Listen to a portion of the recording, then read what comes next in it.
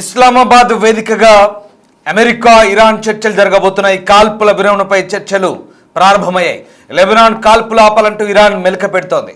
Israel ఇందుకు అంగీకారం తెలుపుతుందా అనేది మాత్రం ఇప్పుడు ఆసక్తికరంగా మారుతోంది.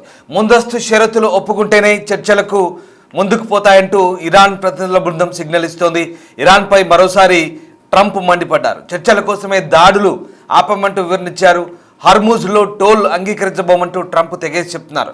గతంలో కంటే విధ్వంసం సృష్టిస్తామంటూ వార్నింగ్ ఇస్తున్నారు అమెరికన్ బృందం. ఈ నేపథ్యంలో మరోవైపు తాము కూడా అవసరమైతే మళ్ళీ పూర్తి స్థాయి యుద్ధానికి సిద్ధమంటూ ఇరానియన్ సెంట్రల్ కమాండ్ కూడా వెల్లడిస్తోంది. దీంతో చర్చల ప్రారంభానికి ముందే ఉద్రిక్తతలు చోటు చేసుకున్నాయి. అయితే ఇస్లామాబాద్ వేదికగా జరిగే చర్చల కోసం సర్వం సిద్ధమైంది. ఇప్పటికే అమెరికాతో శాంతి చర్చల కోసం పాకిస్తాన్కు ఇరాన్ ప్రతినిధి బృందం చేరుకుంది. కాల్పుల విరమణ ఒప్పందంతో పశ్చిమాసియాలో యుద్ధానికి తాత్కాలికంగా బ్రేక్ పడింది. అయితే దాన్ని శాశ్వతంగా ముగించేందుకు పాకిస్తాన్ రాజధాని ఇస్లామాబాద్ వేదికగా అమెరికా ఇరాన్లు చర్చలకు సిద్ధమయ్యాయి. అందుకోసం ఇప్పటికే అమెరికా బృందం పాకిస్తాన్కు చేరింది. తాజాగా ఇరాన్ బృందం పాకిస్తాన్కు రావడంతో శాంతి చర్చలు ఎలా జరుగుతాయంటూ యావత్ ప్రపంచం ఉత్కంఠగా ఎదురుచూస్తుంది. మీరు చూస్తున్న దృశ్యాలు ఇరాన్ బృందం ఇస్లామాబాద్కు చేరుకున్న తర్వాత పాకిస్తాన్ ప్రధాని షరీఫ్ అలాగే సైన్యాధిపతి మునీర్ ఇరాన్ ప్రతినిధులను స్వాగతం పలుకుతున్న దృశ్యాలు ప్రస్తుతం మనం చూస్తూ ఉన్నాం. ఇస్లామాబాద్ ఎయిర్పోర్ట్లో వాళ్ళు వచ్చినటువంటి విమానం దిగగానే అక్కడి నుంచి సాధారణంగా వారిని స్వాగతం పలుకుతూ తీసుకెళ్తున్న దృశ్యాలు ప్రస్తుతం మనకు కనబడుతున్నాయి. అయితే అంతకుముందే అమెరికన్ బృందం పాకిస్తాన్ చేరుకుంది. ఇస్లామాబాద్లో కట్టుదిట్టమైన భద్రతా ఏర్పాట్లు కూడా చేశారు. ప్రస్తుతం ఇస్లామాబాద్ అంతా కూడా హై అలర్ట్ కొనసాగుతోంది. ఇప్పటికే చాలా ఆంక్షలు విధించారు. ఆ ప్రాంతం అంతా కూడా పూర్తిస్థాయి భద్రతాపరమైన చర్యలు తీసుకున్నారు. ఇప్పటికే అమెరికన్ బృందం ఇస్లామాబాద్ను తమ ఆధీనంలోకి తీసుకుంది. పాకిస్తాన్లో జరిగే చర్చల కోసం అమెరికా తరఫున జేడీ వాన్స్ అలాగే స్టీవ్ విట్కాఫ్, జేడ్ కుష్నర్లు హాజరవుతున్నారు. ఇక ఈ శాంతి చర్చల వేళ మరికొద్ది గంటల్లో శాంతి చర్చలు జరగబోతాయన్న తరుణంలో ట్రంప్ అయితే కీలక వ్యాఖ్యలు చేశారు. హర్మూజ్ నుంచి వెళ్లే నౌకలపై సుంకాలు విధించడానికి ఇరాన్ చేసే ఏ ప్రయత్నాన్ని అమెరికా అనుమతించబోదంటూ డొనాల్డ్ ట్రంప్ తెగేసి చెప్పారు. అంతర్జాతీయ జలమార్గాలను ఉపయోగించి ప్రపంచాన్ని కొన్ని రోజులు దోపిడీ చేయడం తప్ప ఇరాన్ నేతలకు మరో మార్గం లేదన్నారు. కేవలం చర్చలు జరపడానికి మాత్రమే వారు సజీవంగా ఉన్నారంటూ వ్యంగ్యంగా వ్యాఖ్యానించారు. ఈ నేపథ్యంలో ఇక ప్రస్తుతం ఈ అంశం చర్చనీయాంశంగా మారుతోంది. ఇక ఇస్లామాబాద్లో జరిగే శాంతి చర్చలు సిద్ధమవుతున్న తరుణంలో లెబనాన్పై ఇజ్రాయెల్ దాడులు చేస్తోంది. ఈ క్రమంలోనే ఇజ్రాయెల్తో ప్రత్యక్ష చర్చలు వచ్చే మంగళవారం నుంచి ప్రారంభమవుతాయంటూ లెబనాన్ అధ్యక్షుడు జోసెఫ్ ఔన్ చెప్తున్నారు. అయితే ఇరాన్తో వాషింగ్టన్ జరుపుతున్న చర్చల మాదిరిగానే కాల్పుల విరమణ లేదా ఒప్పందం కింద చర్చలు జరగాలని లెబనాన్ కోరుకుంటోంది. అమెరికాలోని లెబనాన్ ఇజ్రాయెల్ రాయబారులు ఫోన్లో మాట్లాడిన తర్వాత అధ్యక్షుడి ఆఫీస్ నుంచి ప్రకటన వెలువడింది. లెబనాన్తో ప్రత్యక్ష చర్చలు చేపడతామంటూ ఇజ్రాయెల్ చెప్తోంది. కానీ ఫోన్లో రాయబారుల చర్చల తర్వాత ఎలాంటి ప్రకటన లేదు. అయితే అటు ఈ పరిణామాలపై హెజ్బుల్లా కూడా ఇంకా స్పందించలేదు. సో మొత్తం మీద ప్రస్తుతం చర్చలకు సంబంధించి అంతా ఆసక్తి నెలకొంది. శాంతి చర్చల్లో పాల్గొనేందుకు ఇరాన్ తరఫున పార్లమెంట్ స్పీకర్ మహమ్మద్ బఘేర్ ఖాలిబాఫ్ నేతృత్వంలో ఇరాన్ ఉన్నత స్థాయి ప్రతినిధి బృందం ఇస్లామాబాద్కు చేరుకుంది. ఈ బృందానికి రావల్పిండిలోని నూర్ఖాన్ ఎయిర్ బేస్లో పాకిస్తాన్ విదేశాంగ మంత్రి ఇషాక్ దార్, జాతీయ assembly speaker Sardar Ayaz Sadiq, army chief field marshal Asim Munir, అంతర్గత వ్యవహారాల మంత్రి మోసిన్ నఖ్వీ స్వాగతం పలికారు. ఇరుపక్షాలు నిర్ణయాత్మకంగా చర్చలు జరుపుతాయంటూ దార్ ఆశాభావం వ్యక్తం చేశారు. ఈ వివాదానికి శాశ్వత పరిష్కార దిశగా ప్రయత్నాలకు సహకరించేందుకు పాకిస్తాన్ సిద్ధంగా ఉందంటూ పునరుద్ఘాటించారు. మీరు చూస్తున్న దృశ్యాలు శాంతి చర్చల్లో పాల్గొనేందుకు వచ్చిన ఇరాన్ బృందం పాకిస్తాన్లోని నూర్ఖాన్ ఎయిర్ బేస్లో దిగింది. పాకిస్తాన్ విదేశాంగ మంత్రి, ఆర్మీ చీఫ్ అంతా కూడా వాళ్లకు స్వాగతం పలుకుతున్న దృశ్యాలు ప్రస్తుతం మనం చూస్తూ ఉన్నాం. అది నూర్ఖాన్ ఎయిర్ బేస్ పాకిస్తాన్లో ఇస్లామాబాద్కు సమీపంలో ఉంటుంది. అయితే గతంలో మనం ఆపరేషన్ సింధూర్ సందర్భంగా ఈ నూర్ఖాన్ ఎయిర్ బేస్ను విధ్వంసం చేయగలిగాం. అయితే దీన్ని మళ్ళీ ప్రస్తుతం రాకపోకలకు పునరుద్ధరించుకున్నట్టుగా తెలుస్తోంది. ఈ నూర్ఖాన్ ఎయిర్ బేస్లోనే ప్రస్తుతం ఇరాన్ బృందం దిగింది. దానికి సంబంధించిన దృశ్యాలు ప్రస్తుతం మనం చూస్తూ ఉన్నాం. ఇక ప్రధానంగా ఈ చర్చలకు సంబంధించి చర్చలకు ముందు ఇరాన్ పెట్టిన షరతులు కూడా హైలైట్ అవుతున్నాయి. చర్చలు ప్రారంభం కావడానికి ముందే ఇరాన్ ప్రతినిధి కాలిబాఫ్ 2 ప్రధాన డిమాండ్లను తెరపైకి తెచ్చారు. పాత డిమాండ్ల తర్వాత మళ్ళీ ఈ కొత్త డిమాండ్ లెబనాన్లో కాల్పుల విరమణ జరగాలి, అంటే ఇజ్రాయెల్ లెబనాన్పై జరుపుతున్న దాడులను వెంటనే నిలిపేయాలనేది మరో ప్రధాన డిమాండ్. అలాగే స్తంభింపజేసిన ఆస్తుల విడుదల, అంటే విదేశాల్లో ఉన్న ఇరాన్ నిధులను వెంటనే విడుదల చేయాలంటూ, ఫారెన్ అసెట్స్ని విడుదల చేయాలంటూ మరో ప్రధాన డిమాండ్గా పెట్టబోతున్నారు. అలాగే ఈ 2 షరతులు నెరవేరితేనే చర్చలు సజావుగా జరుగుతాయంటూ ఇరాన్ స్పష్టం చేస్తోంది. మరోవైపు గత వారమే పాకిస్తాన్ చొరవతో 2 వారాల పాటు తాత్కాలిక కాల్పుల విరమణకు ఇరు దేశాలు అంగీకరించాయి. కానీ క్షేత్రస్థాయిలో పరిస్థితులు మాత్రం భిన్నంగా ఉన్నాయి. ఇజ్రాయెల్ తన దాడులను కొనసాగిస్తూ ఉంది. మరోవైపు హర్ముజ్ జలసంధిని తెరిపించడంపై అమెరికా పట్టుబడుతోంది. చర్చలు విఫలమైతే తాము ఇతర మార్గాల ద్వారా జలసంధిని తెరిపిస్తామంటూ డొనాల్డ్ ట్రంప్ హెచ్చరిస్తున్నారు. ఇక చర్చలకు వేదికైన పాకిస్తాన్ ఇప్పుడు శత్రు దుర్భేద్యంగా మారింది.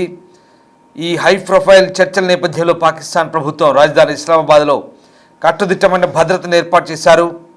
నగరమంతా వేల సంఖ్యలో పోలీసులు, సైనిక బలగాలను మోహరించారు. పాఠశాలకు సెలవులు ప్రకటించడంతో పాటు ట్రాఫిక్ ఆంక్షలు కూడా అమలు చేస్తున్నారు. దశాబ్దాల తర్వాత అమెరికా, ఇరాన్ దేశాల మధ్య జరుగుతున్న అత్యున్నత స్థాయి చర్చలు ఇవి. ఇస్లామాబాద్ చర్చలు పశ్చిమాసియాలో శాంతిని పునరుద్ధరిస్తాయా లేక యుద్ధం మరింత ముదురుతుందా అనేది ఆసక్తికరంగా మారుతుంది. ఒకసారి ఇరాన్ డెలిగేషన్ ఇస్లామాబాద్ చేరుకున్నాక పాకిస్తాన్ బృందం రిసీవ్ చేసుకుంటున్న దృశ్యాలు చూద్దాం.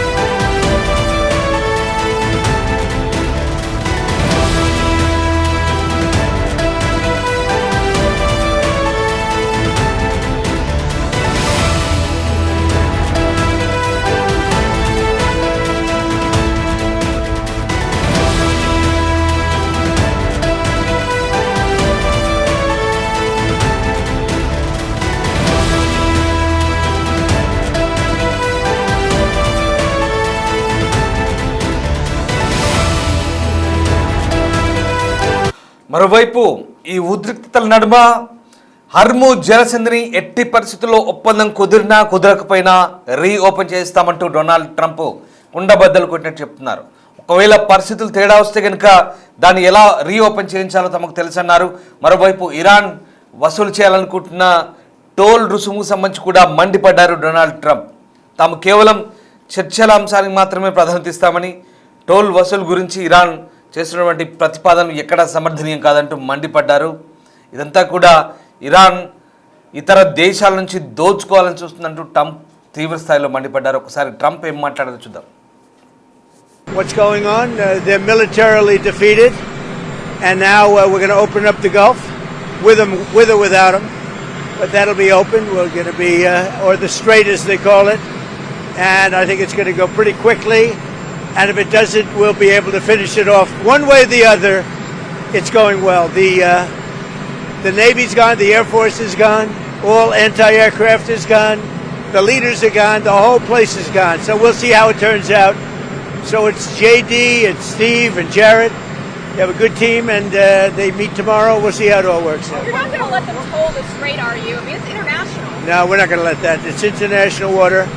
If they're doing that, nobody knows if they're doing that, but if they're doing that, we're not going to let that happen. What's going on? They're militarily defeated, and now we're going to open up the Gulf with or without them.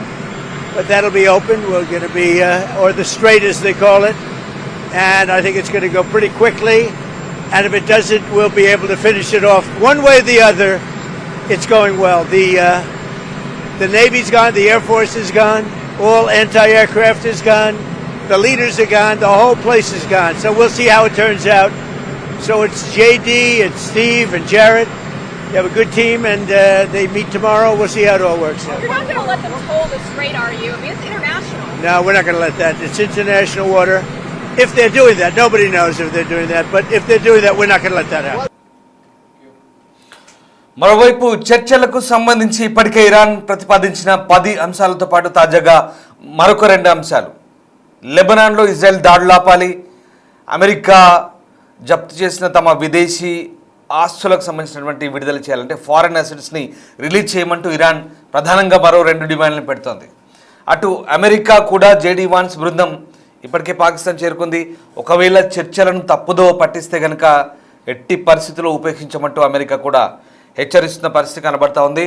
ఇప్పటికే పాకిస్తాన్ ప్రభుత్వం ఓవైపు ఆ ప్రాంతమంతా కూడా high alert ప్రకటించిన నేపథ్యంలో మరోవైపు ఇక డొనాల్డ్ ట్రంప్ తీవ్రమైన హెచ్చరికలు జారీ చేస్తున్నారు. హర్మూజ్ జలసంధి ఒకవేళ ఒప్పందం కుదిరినా కుదరకపోయినా తెరిపిస్తామంటున్నారు. తమ దగ్గర మార్గాలు ఉన్నాయంటున్నారు. దానికి తగ్గట్టుగా ఇప్పటికే ప్రణాళికలు తయారు చేసి పెట్టుకున్నామంటున్నారు. మరోవైపు హర్మూజ్ను మూసివేయడం చాలా తప్పంటూ యూఏఈ కూడా మండిపడుతోంది.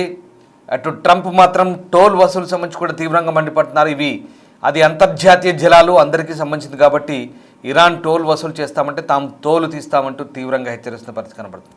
సో ఏదేమైనా చర్చల ప్రక్రియ అనేది ఇప్పుడు ఆసక్తికరంగా మారుతుంది. అందరి దృష్టి ఇస్లామాబాద్ వైపే ఉంది. ఇస్లామాబాద్లోని హోటల్లో జరగబోయే చర్చలు, సరైన హోటల్లో జరగబోయే చర్చలకు సంబంధించి కూడా ప్రధానంగా ఇటు ఇరాన్ వైపు నుంచి స్పీకర్ ఖాలిబాఫ్ నేతృత్వంలో అబ్బాస్ అరాక్చి వచ్చారు. అలాగే ఇరాన్లోని కొంతమంది సెంట్రల్ బ్యాంక్ చైర్మన్ వచ్చారు, కొంతమంది అక్కడ రక్షణ నిపుణులు, కొంతమంది విఐపీలు వచ్చారు. దాంతోపాటు అమెరికా నుంచి జేడీ వాన్స్, కుష్నర్, అలాగే విట్కాఫ్ ఇలాంటి వాళ్ళు వచ్చారు. ఇక పాకిస్తాన్ వైపు నుంచి మునీర్, అలాగే షరీఫ్, మరికొంతమంది ఇషాక్దార్ లేదా ఇంకొంతమంది నేతలు పాల్గొనే అవకాశం ఉంది. వీళ్ళు కేవలం అక్కడ వీళ్ళు చేసేదేముండదు. పాకిస్తాన్ వాళ్ళు ఇరాన్ అమెరికా మాట్లాడుకుంటుంటే అక్కడ పేపర్లు ఇక్కడ పేపర్లు అక్కడ అందిస్తారు. బంట్రోత్ పని కాఫీలు, సమోసాలు, బిర్యానీలు అందించేందుకు, లేదంటే అక్కడ పరదాలు లాగి కూర్చోబెట్టడానికే బహుశా పనికి వస్తారేమో అనిపిస్తుంది. ఎందుకంటే వీళ్ళు చేస్తున్న పనికి ఏంటి సార్ ఇంత మాట అన్నారంటే ఖచ్చితంగా వీళ్ళు చేసిన తప్పిదాలకి ఇప్పటికే ఈ దేశాల మధ్య ఇప్పటికే కొంత అంతరాయం కలుగుతోంది. ఎందుకంటే ఆయా దేశాల మధ్య ఏదైతే ఈ గ్యాప్ ఉందో, ప్రధానంగా లెబనాన్ అంశానికి సంబంధించి ఈ లెబనాన్ ఇష్యూలో అది సీజ్ ఫైర్ పరిధిలో లేదంటూ ఇజ్రాయెల్ చెప్తుంది, సీజ్ ఫైర్ పరిధిలో ఉందంటూ పాకిస్తాన్ చెప్తోంది. అయితే ఈ పాకిస్తాన్ వీరు ఇరాన్ ఇచ్చినటువంటి ప్రతిపాదనలను లెబనాన్ అంశాన్ని తొలగించి అమెరికాకు అందించినట్టుగా అనుమానాలు వ్యక్తమవుతున్నాయి. ఇటు పాకిస్తాన్ ఇరాన్ విషయంలో అమెరికాను తప్పుదారి పట్టించింది. అలాగే అమెరికా ఇచ్చిన ప్రతిపాదనలతో మార్పులు చేర్పులు చేసి ఇరాన్ను తప్పట్టించినట్టుగా రెండు వైపులా అంటే పాకిస్తాన్ దౌత్యం ఎక్కడ సరిగ్గా లేదనే వార్తలు వినిపించాయి. దీంతో ఇవాళ పాకిస్తాన్ చేసే కూడా కేవలం ఒక బంట్రోత్ పని, కేవలం ఒక పోస్ట్ మ్యాన్ లాగా, కొరియర్ లాగా వ్యవహరిస్తున్న అనేది వాస్తవం. సో ఏదేమైనా ఇస్లామాబాద్ అనేది ఆ వేదిక ఇప్పుడు ప్రపంచ దృష్టిని ఆకర్షిస్తుంది. ఎందుకంటే దశాబ్దాల తర్వాత ఇరాన్ అమెరికా జరుపుతున్నటువంటి హై లెవెల్ మీటింగ్ ఇది. ఈ మీటింగ్లో మరి చర్చలు ఏ రకంగా ఉండబోతున్నాయి, ఇప్పటికే ఎస్కలేషన్స్ పెరుగుతున్నాయి. ఈ చర్చలు అనేవి అంత సామరస్యంగానైతే లేవు. ఎక్కడ పరిస్థితులు చర్చలకు ముందే మళ్ళీ హెచ్చరికలు, ఎవరికి వారు ఆధిపత్య ప్రదర్శన చేస్తున్నారు, ఎవరికి వారు మేము తక్కువ కాదంటూ ఒకరిపై ఒకరు నిందలు వేసుకుంటూ మాటల తూటాలు పేలుస్తున్నారు. మరోవైపు ఇజ్రాయెల్ పాకిస్తాన్ మధ్య ఈ చర్చల సందర్భంగా చోటు చేసుకున్న గొడవ అదంతా కూడా ఇప్పుడు ఏ రకమైనటువంటి వాతావరణం పెద్దగా సామరస్యంగా లేదు. కానీ ఒకవేళ మరి పాకిస్తాన్లో జరగబోయే ఇవాళ ఈ చర్చలకు సంబంధించి ఎట్లాంటి ప్రతిపాదనలు ఇరువైపు నుంచి వస్తాయి, ఆ ప్రతిపాదనల విషయంలో సానుకూలమైన చర్చ జరుగుతుందా లేదా అనేది చర్చల సారాంశం ఆధారపడి ఉంటుంది. ఇవాళ రేపు 2 రోజుల పాటు జరిగే ఈ చర్చలు ఒకవేళ సక్సెస్ అయ్యి యుద్ధం ముగింపు దిశగా వస్తే అందరం సంతోషించాలి. లేదా ఎక్కడ ఎవరు పట్టు సడలకపోయినా మళ్ళీ ప్రతిష్టంభన కొనసాగే అవకాశం ఉంది. తర్వాత పర్యవసానాలు ఎలా ఉంటాయన్నది అందరం ఊహించుకున్నది. సో ఇది పరిస్థితి. సో ఏదేమైనా ఇస్లామాబాద్ చర్చలు సఫలీకృతం కావాలని మనం కూడా కోరుకుందాం.